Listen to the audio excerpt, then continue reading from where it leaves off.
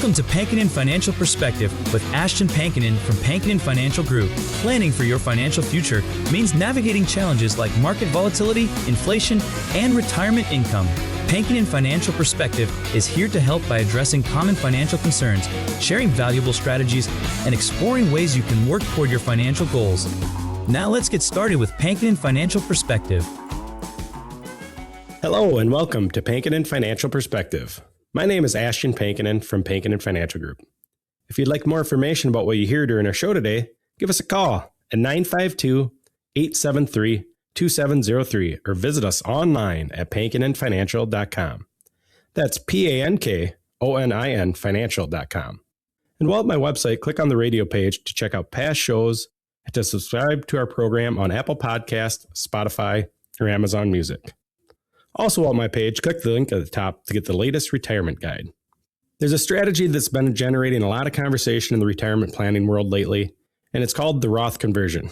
You may have heard of the term. You may have even been told by a friend or a colleague that it's something you should look into. And it's true that for some people, a Roth conversion could be a really powerful tool. But here's the thing. What works well for one household can cause real financial strain for another. This isn't a strategy that's right for everyone, and today we want to give you an honest look at what a Roth conversion actually is, who it may benefit, and just as importantly, who it may not be right for. Let me bring in my co-host, Tony Shore, who's always a great thought partner on these conversations. Well, I have thoughts, all right. I don't know how great they are, but great to be here with you, Ashton. I'm excited about our show today. Yeah. This is a hot topic right now. Roth conversions, yeah, and saving or minimizing, I should say, that tax burden in retirement, saving money, not paying as much in taxes, especially in retirement, is key. And I'm glad we're talking about this because Roth conversions are a big way to do that. You do need to know about them and what you're doing, though, first. So, listeners, pay attention to this one. This is probably one of the more important topics we talk about, right? I mean, it is. Roths are huge, right? Yeah, it is. And I know we've touched on this in some other shows, just a little bit on, hey, here's what a Roth conversion is. But I figured it's worth doing an entire show on Roth conversions. Oh, for sure. Yeah. Well, first, though, how have you been? What's going on with Ashton Pankinen over there at Pankinen Financial? Yeah, no, I've been good. Got the first lawn mow in this year. So first of many, if the rain keeps up like it has been here. But it's good for the farmers if they got some crops in already. And even if they didn't, it was getting pretty dusty in our area here. So. Yeah, and down in the Southwest where you and I are from, the Wyndham Worthington area, my dad still has a farm, and I talked to the guy who's farming it for us. And he really was looking forward to that. It rained a little earlier this week, and he said that's exactly what we needed.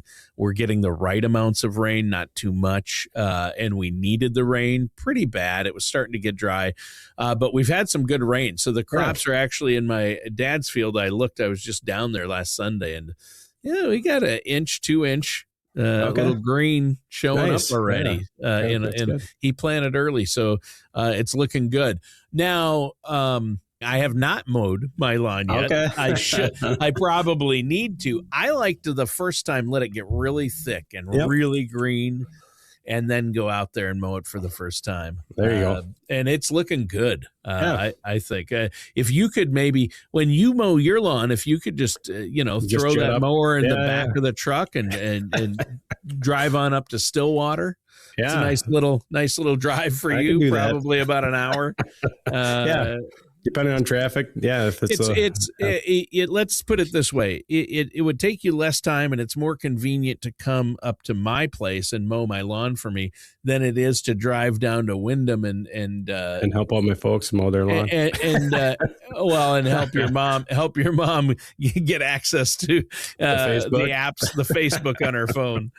Yeah. You got that call this morning. I did get that call this morning. Yep. So I love that. Technology is fun when it works, and it's an emergency when it doesn't, I guess. So. You got a panicked call from your mom. What's wrong, Mom? Yeah, I can't access Facebook on my phone. Is your Verizon working? Exactly. Love that one. Like I said, I'm glad that's the only concern, the real concern that we had. It's kind of a relief, but then you kind of chuckle. It's you got to chuckle. So getting old is tough, especially with advancing technology, and there's always technical problems. I mean, For sure. you and I have our share of technical issues. Yep. I mean, it's nothing ever works 100% of the time with technology. That's for sure. It's great when it works and not good when it doesn't. So. Yeah, exactly. So Roth conversions and Roth IRAs, Roth 401ks, there's a lot of talk again about Roth conversions right now, and people are hearing the term and wondering, hey, am I missing out? Where do you want to start with this? Yeah, today's conversation, we're going to look at another Kiplinger article with the headline, Should You Jump on the Roth Conversion Bandwagon? We're going to walk through some key ideas from that piece throughout the show, but let's start with the basics because I think before someone can decide whether Roth conversion is right for them, they need to understand what it actually is and how it works. So a Roth conversion means moving money from a traditional IRA or 401k into a Roth IRA. And when you do that, Tony, you pay income taxes on the amount you convert today. In exchange, that money is going to grow tax-free, and qualified withdrawals in retirement could be tax-free as well. There you go. I love the sound of that. Tax-free. That's always a good thing. And I know you always talk about people needing to have a tax-free bucket of income. Yeah. And so essentially what you're doing is trading a tax bill now for the possibility of no tax bill later, right? Yeah, that's a good way to put it. And, you can see what that can be appealing, especially when a lot of people are concerned about where tax rates might be headed in the years to come. If you think taxes are going up in the future, paying today's known rates starts to look pretty attractive. There's also something else that draws some people into Roth accounts, and that's the issue of required minimum distributions, or RMDs. Traditional IRAs and 401ks require you to start taking withdrawals at age 73, whether you need the money or not. And those withdrawals are going to be taxable as ordinary income. So again, with the Roth IRAs, you don't have that requirement during the account owner's lifetime. That may give retirees much more control over their taxable income in retirement. And that control can be genuinely valuable when you're trying to manage what tax bracket you fall into each year. Yeah. You need to understand these things, work with a professional like yourself. And that's a big difference there that you're talking about, especially for somebody who has other income sources, maybe doesn't necessarily need to tap into those retirement funds right away. Yep. Being able to let that money sit and grow without being forced to pull it out on a schedule and pay taxes on it, that would be a huge advantage, right? Yeah, it really is. And there's legacy planning angle that's worth mentioning too. Roth IRAs can be an effective tool for passing wealth on to your heirs because beneficiaries may receive tax-free withdrawals under certain conditions. Again, for people who want to leave something behind and possibly provide their loved ones with tax-free withdrawals, that's an important part of the conversation. So who tends to be a solid candidate for a Roth conversion? If somebody's listening right now and wondering, does this apply to me? What are the possible situations where it makes the most sense? Yeah, it's a great question. And I want to be careful here, Tony, because this really does vary significantly from person to person. And there are some situations where the case for conversion tends to be stronger. One is someone who's temporary low income period. Maybe you've just retired but haven't started Social Security yet. Maybe you had a year where your income was lower than usual for some reason. And so that window where your taxable income is below where it normally would be could be an opportunity to convert some of that in more favorable tax rate. I actually had a young gentleman in my office the other day, and he'd been contributing to the work Simple IRA. He changed jobs, and that Simple IRA is tax deferred. He's new to the employment world, and so he's in a lower income tax bracket. And so that's one of the conversations we had is, does it make sense to convert that Simple IRA into a Roth IRA? Because again, he's a young investor. He's got time on his side, so he can really let that tax-free money grow. And again, with him being, kind of new to the workforce in that lower income tax bracket as well. So another example is someone who's built up a very large balance in the tax-deferred accounts like a traditional IRA or 401k. Here's what matters. When the RMD does kick in at age 73, those withdrawals could be quite significant depending on account size. If you got $1 million in there, you could be required to draw $50,000 a year out of it. And every dollar that comes out is taxable as ordinary income. And so again, if you've accumulated a large tax deferred balance over those years, you could be pushing that higher tax bracket in their 70s and beyond, whether you actually need that income or not. So again, doing some strategic converting earlier while income is lower could possibly help manage that future tax exposure. Yeah.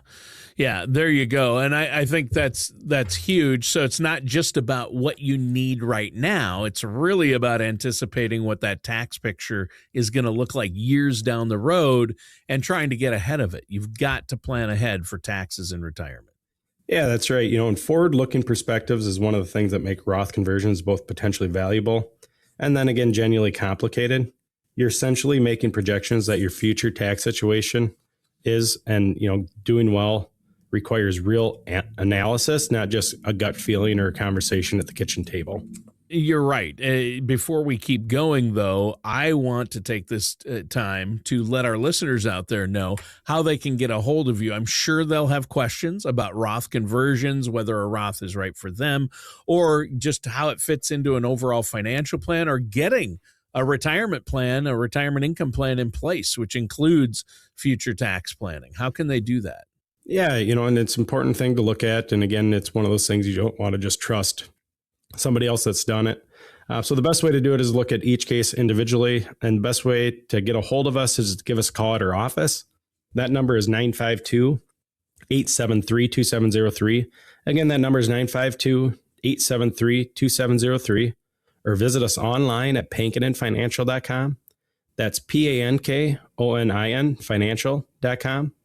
Scheduling a consultation only takes a few minutes, and we're always happy to work around your schedule. And honestly, if today's conversation is raising questions about your own situation, a one-on-one consultation is a good place to work through these questions, with someone who knows your full picture. Yeah. Now, a lot of our listeners today are probably nodding along with the things you're saying and wondering, okay, how will a Roth conversion benefit them? But Clearly there are some important things to think through before making any moves. What do people need to be careful about? Yeah, this is really where the conversation starts to get critical. And I'm glad you asked about it, Tony, because enthusiasm around Roth conversions is real, but there's also potential pitfalls for someone who jumps in without doing their homework. The first and most important question is, what does your tax situation look like right now compared to what you expect it to look like in the future? Mm-hmm. Because the whole premise of a Roth conversion is that you're paying taxes now to avoid higher taxes later. So if your current tax bracket is actually higher than you expect to pay in retirement, the math may not work out in your favor. On the other hand, if you're in your peak earning years and converge large amounts, you could end up paying taxes at a higher rate than necessary. So the timing of this does matter a great deal on that. Yeah. Timing is everything when it comes to Roth conversions. So again, that's why some people should be working with someone like yourself. If anybody is going to be doing a Roth conversion, they need to be working with you. Yeah. And I imagine it's not just about income tax brackets. Roth conversion could affect other parts of your tax picture in ways that aren't immediately obvious. Yeah, that's a really important point, and it's one that people frequently overlook. When you do a Roth conversion, you're increasing your taxable income for that year, and that increase may have a ripple effect, and that could go well beyond just your tax bracket.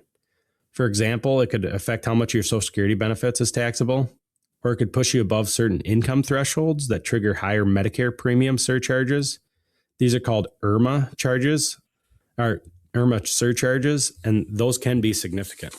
Yeah, IRMA, if you get bumped up into a higher tax bracket, it could really increase your monthly Medicare Part B premiums. Right now, they're $202 for most people. But if you earn too much or bump up into a higher tax bracket, they could jump all the way to over $600, right? Yeah. But what about actually paying the tax bill that comes with the conversion? Because when we convert from a traditional 401k or IRA to a Roth, you do have to pay taxes on that money when it's converted. That's a very real consideration for a lot of people, right? Yeah, and you do have to pay it when it's converted in that tax year. And so again, you'll owe it in April, not necessarily have to have those taxes withheld right away. But it is a critical one. Ideally, the taxes on the Roth conversion should be paid using the funds that are outside of the retirement account. whether that's in cash savings, taxable brokerage account, something along those lines. And here's why that matters so much. If you use the money from the retirement account to cover the tax bill, you're reducing the amount that actually ends up in the Roth. And that shrinks that long-term benefit of the entire strategy. It shrinks the amount of money that's growing tax-free. So the math actually starts working against you, sometimes significantly.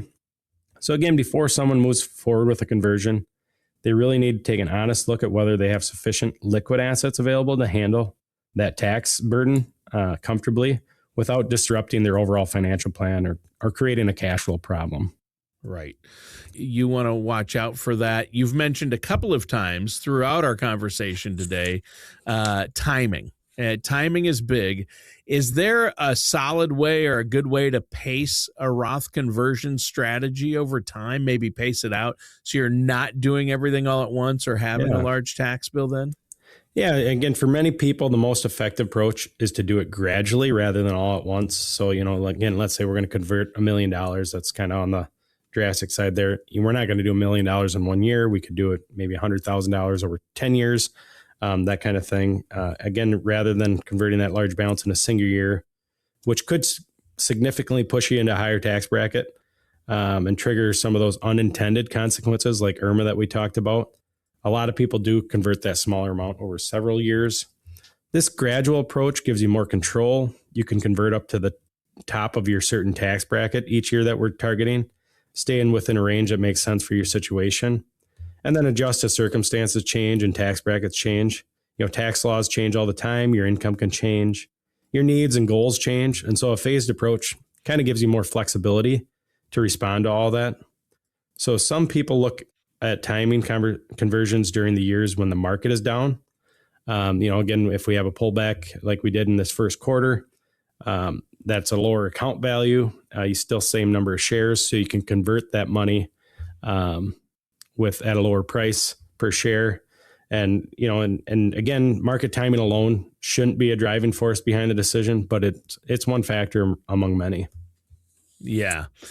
Let's talk about some of the things people commonly get wrong when it comes to Roth conversions, because I think this is where some of the most useful perspective might come from for our listeners. Yeah, I'm glad you brought it up, Tony, because it really is where enthusiasm can get ahead of analysis. And that's where costly mistakes can happen. One of the most common misconceptions is that a Roth conversion automatically leads to lower taxes overall. People hear about that tax-free withdrawal and assume the benefit is a given. But whether the conversion actually saves you money in the long run depends on your future tax rates, your spending needs in retirement, how long those assets stay invested and have time to grow, and a whole range of other factors that are different for every household. Time horizon is probably one of the most underestimated factor. Roth conversions tend to work best when there's enough time for tax-free growth to offset the upfront taxes. So if someone's in their mid to late 70s and expects to need those funds relatively soon, the math may simply not work in their favor. You do need time for this strategy to pay off. Yeah, you definitely do. And obviously, that's something that people need to understand what their own time horizon is. That's why everybody's situation is different. That's why a Roth conversion is going to be set up differently for one person rather than another. Speaking of that, what about married couples specifically? Are there unique considerations for couples when it comes to Roths? Yeah, there really are. Married couples sometimes get drawn into the idea of leaving tax-free assets to their heirs, and that is a possible goal, but they don't always think through the annual cash flow that's required to support these ongoing conversions. So if you're converting a meaningful amount each year, you're also generating a tax bill each year. Without adequate liquid assets and a clear plan around that ongoing cash flow, even a well-intentioned strategy can put a real strain on the household finances.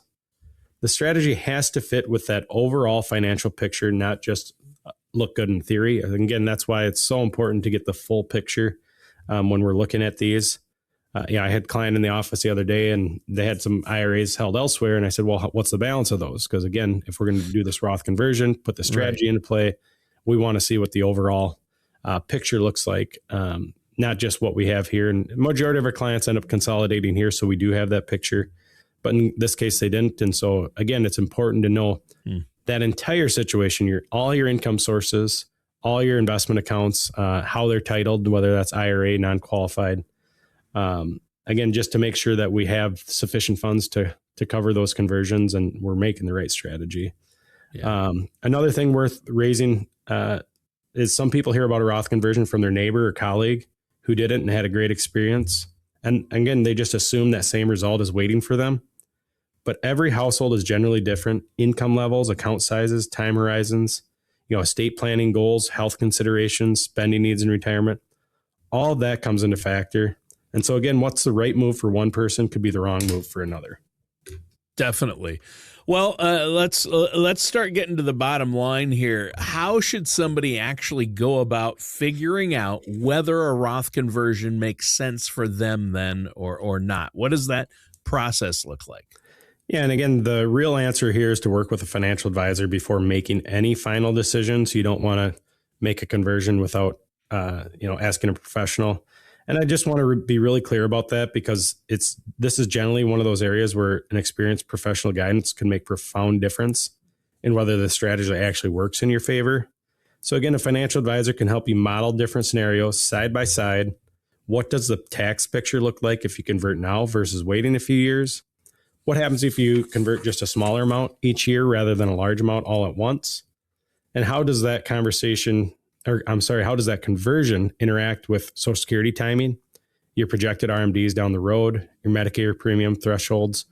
I had a client the other day, we were talking about this and, he's not drawing Social Security yet. And I said, well, maybe we do some Roth conversions and then wait till age 70 to draw Social Security. And so again, all these pieces, there's a lot of moving parts that have to come into play here. These are questions that require real personalized analysis, not just a general understanding of how a Roth account works in theory. Sure. And I'm guessing this process also involves looking at the full retirement income picture, not just the conversion decision on its own. Absolutely. A Roth conversion decision doesn't happen in a vacuum. It has to be evaluated as part of a broader strategy that looks at all your income sources, your account types, your tax situation today and in the future, your spending needs, and your goals for the assets that you want to leave behind. That's really where the value of working with someone like myself shows up. It's not just about knowing that Roth conversions exist and that they can be beneficial.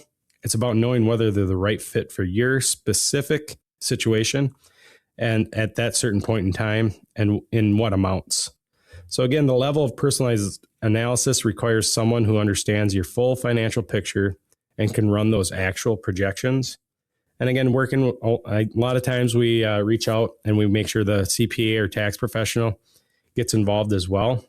Because again, I want to make sure we have that correct adjusted gross income. A lot of times they can actually plug in, hey, if we do a $100,000 Roth conversion, what is that tax going to look like if all things are similar to last year?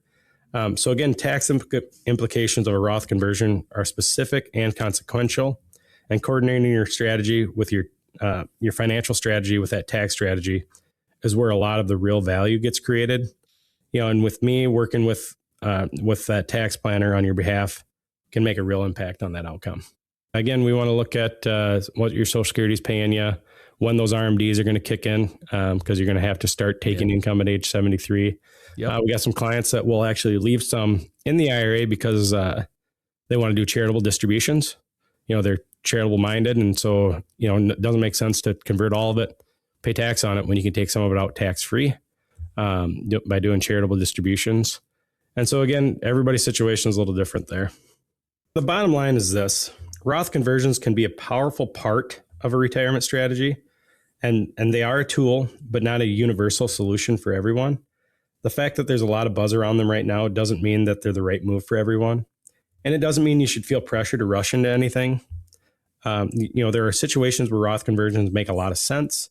And if you're in a temporary lower income period, if you have a large tax deferred balance and you're concerned about generating a significant RMD burden down the road, required minimum distribution, and if you have the liquid assets available to cover that tax bill without touching retirement account itself, and again, if you have time, we talked about time. Yep. For that tax-free growth to offset that upfront cost, then it is generally worth exploring carefully with a professional. But that exploration should happen with guidance, and it should happen with a full financial picture on the table, not just based on, again, what you heard at a dinner party or read in a headline. The goal of any retirement strategy is to make your money work as efficiently as possible for the life you want to live. And sometimes a Roth conversion can be part of that. And sometimes, a better answer is a different strategy entirely, or a combination of all these approaches. Yeah. Well, and it's a combo platter for a lot of people, right? Yes. And that's really the value of getting personalized advice from a financial professional like yourself. I mean, general information can maybe help people understand the concept or what's important about it, but it can't tell you whether it's right for your specific situation. Correct. And I think that's right. General information is a starting point. Speaking of general information, one of the other reasons we've been looking at this Roth conversion is the senior deduction that's new for anybody 65 yes. and older. In 25, 26, 27, and 2028, it's an extra $6,000 per individual. That's only age 65. And so again, maybe it's just that amount. We talked about gradually or, maybe not doing significant numbers. If you have an extra $12,000 in deductions, it might make sense to do that for your situation, or maybe it makes sense to do more than that. We've had a few people with this new with the standard deduction, and then with these new senior deductions, they're actually not paying any tax. And so again, we want to make sure we're at least, a lot of times we feel that 10 or 12% tax bracket, or again, if you're actually showing negative, we want to make sure we, move some of that at a 0% rate there. So, again, that's really good. Yeah. A personalized strategy is a destination. And I think it's the distance between those two things is the real work of retirement planning. We'd love to be a part of that process for anyone who asks a question after today's show. All right. Well, and it has been another interesting and timely show today. Is there anything else you want to add for our listeners before we go? Yeah, one more quick thing too is the joint tax bracket versus the individual tax bracket. And so again, there's definitely some opportunity while you're filing taxes jointly to take advantage of these larger tax brackets as well. Yeah. But again, if you have questions about retirement and your financial strategy, visit my website, pankininfinancial.com. That's PANKONIN financial.com. Call our office, 952-873-2703. Again, that number is 952-873-2703. We'd love to help you build a financial strategy that has you looking ahead with more confidence and excitement. All right. Sounds great. Thanks, Ashton. And listeners, that does it for today's episode of the Pankinen Financial Perspective with our host, Ashton Pankin. Thank you for joining us for Pankinen Financial Perspective. Don't head into retirement without a plan for both your finances and your health. For more information, contact Ashton Pankinen at Pankinen Financial Group at 952-873-2703 or visit pankininfinancialgroup.com. Join us again soon for another episode of Pankinen Financial Perspective. Advisory services are offered by Ashton Pankinen LLC DBA Pankinen Financial Group, an investment advisor in the state of Minnesota. All matters discussed during the show are for informational purposes only. Each individual situation may vary, and the opinions expressed here may not apply to everyone. Materials presented are believed to be from reliable sources, and no representations can be made as to its accuracy. All ideas and information should be discussed in detail with one of our qualified representatives prior to implementation. We are not affiliated with or endorsed by the Social Security Administration, the Federal Medicare Program, or any other government agency. Calling this number will direct you to a licensed sales agent.